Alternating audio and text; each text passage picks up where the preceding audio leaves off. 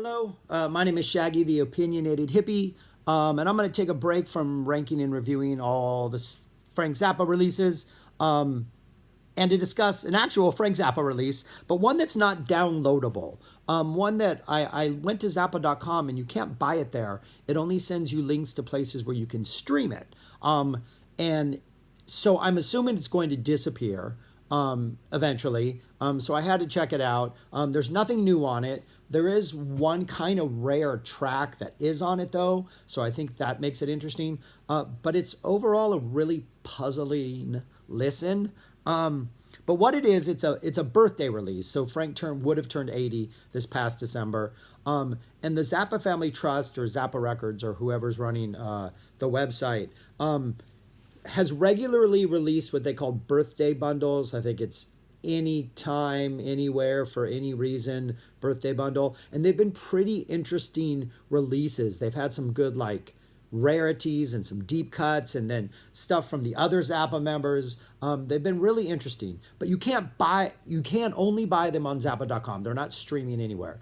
So when this whole thing is done, my ranking, the albums post, I'm eventually going to talk about just the birthday bundles, even though they're not streaming anywhere, but you can buy them on Zappa.com. But this one you can't even buy, so it's only going to probably disappear at some point from streaming. So I just briefly wanted to talk about it so I can remember what's on it if it does disappear. So it's 6 songs. It opens with Fembot in a Wet T-Shirt Night from Joe's Garage, which immediately you realize it's a great opener and this could have been a hit in the 70s or 80s, 100%. Like it's straight up like a, almost like a Bangles or a Bananarama kind of do-do-do-do-do-do-do.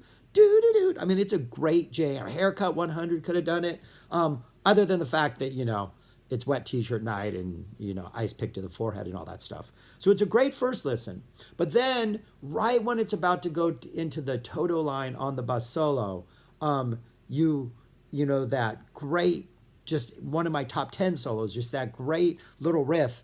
It goes into Valley Girl, which is kind of disappointing, but puts a little more shade on Valley Girl and makes Valley Girl a little sleazier to think that Mary from the bus is a Valley Girl, though obviously her accent she is not, but to put them on a par. So there's that conceptually. But other than that, it's kind of disappointing.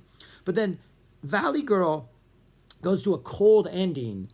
And then the next song is Stinkfoot from Make a Jazz Noise here, the live version. So you get a cold ending on Valley Girl, which in Zappa albums is kind of weird. And then you get that gradual fade in of the audience, and you get the opening, you get Stinkfoot, which seems like it would have been better placed before Overnight Sensation. Makes more sense. But you get Stinkfoot, including the thing with Ed Mann, like practicing the lick and messing up, only instead of editing into When Yuppies Go to Hell, which it doesn't Make a Jazz Noise here, which sounds like that was the way it was live, which it wasn't.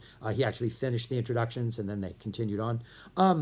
But it's not going into When Yuppies Go to Hell. It goes into Dirty Love, which is just kind of like weird. Doesn't really fit. That transition is not there. But it's nice, dear Dirty Love, always. Then that goes into the one kind of treat on this is the Watermelon and Easter Hay from a 78 show, date unknown, fall 78. But that was released on Frank Zappa Plays the Music of Frank Zappa, which was this kind of one of the first major releases the Zappa family put out after Frank passed, which was a great release.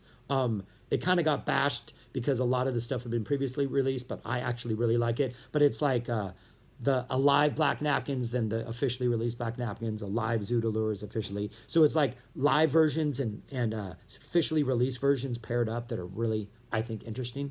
But anyways, it has that version of Watermelon and Easter Hay on here, which is phenomenal. Oh, it is so good. That is such an amazing solo. And so that's a nice little treat after Dirty Love.